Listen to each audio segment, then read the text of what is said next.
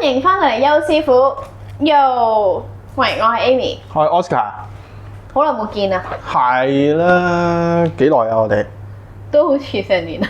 有冇一年？冇一年嘅。咁今日講翻咩先？今日咧，我仲記得嘅，因為我今朝睇翻我哋出嗰啲片，我哋嚟緊咧就會講土嘅兩個天干。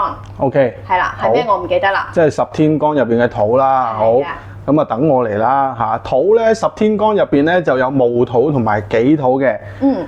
咁啊土咧其實如果當樣貌嚟講咧就冇乜得點分嘅，因為土咧係五行當中咧其實本身係冇嘅一樣嘢，其實係另外嗰四個 elements 我哋叫係啦。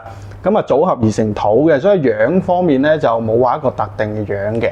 哦，咁佢都好特別喎，同埋你唔講我唔知咯，原來佢本身係唔屬於嗰五行入邊。係㗎，如果遲啲我哋講到地支咧，就更加會明顯到彰顯到呢一樣嘢嘅。哦，好啊，咁我哋容後再分解呢件事情。咁啊，繼續講下先啦。土個樣就冇得睇啦，但係性格就應該好明顯。性格就有嘅，係啦。性格咧通常都係穩重啲啦，有恒心啲啦，同埋專注去做一樣嘢嘅。係啦，好處咁當然係呢樣啦。咁調翻轉唔好處嘅話，咁係乜嘢咧？就係一啲死板啲嘅人，固執啲嘅，唔係好聽意見嘅，係啦。通常都會係呢一類人。所以咧，你想去移一座山嘅話咧，就好難嘅。土我哋真係講話山啦，係啦。咁啊，令到佢聽你意見或者改變佢嘅意見咧，其實係有啲難度嘅。哦，咁我嘅意見容唔容易改變啊？你覺得？都難啲嘅，其實都係啦。你有自己嘅意見嘅，係啊，你都會好專注去做一樣嘢。呢個就係阿 Amy 嘅特質啦。係啊，因為我哋係土。冇錯。咁其實土如果咁嘅特質嘅話咧，其實適合嘅職業咧喺現代社會咧都好多嘅。嗯。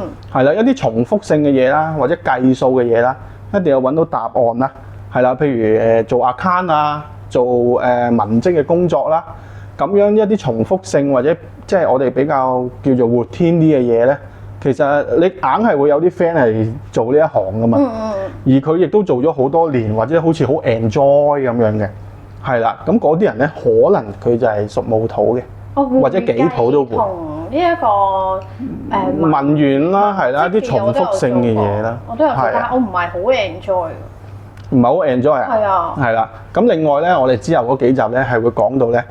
某一個嘅天干嘅日主咧，係會同某一啲嘅職業係特別有緣嘅。呢個只不過係大概嘅天干嘅組合嚟嘅啫。哦，咁好期待之後你再講多啲喎。好啊，我哋下一集再見。好，咁今集咧，Oscar 師傅咧就同我哋講咗咧，十天干入邊咧屬於土嘅嗰兩個就係戊土同埋己土。係啦。係啦。咁啊，之後咧我哋會繼續講埋其他嘅天干嘅。咁想繼續咧留意我哋嘅內容嘅話咧，就記得要 subscribe 我哋嘅 channel 啦 ，follow 我哋嘅 IG 啦，記得 like、share 同埋 comment 啦。冇錯。係啦，咁啊，我哋係會睇我哋嘅留言之後覆大家嘅。如果大家有啲乜嘢咧，想關於玄學啦，又或者一啲身心靈方面嘅問題想問咧，想知多啲嘅話咧，都歡迎留言話俾我哋聽。咁我哋下集再見。好。Yo。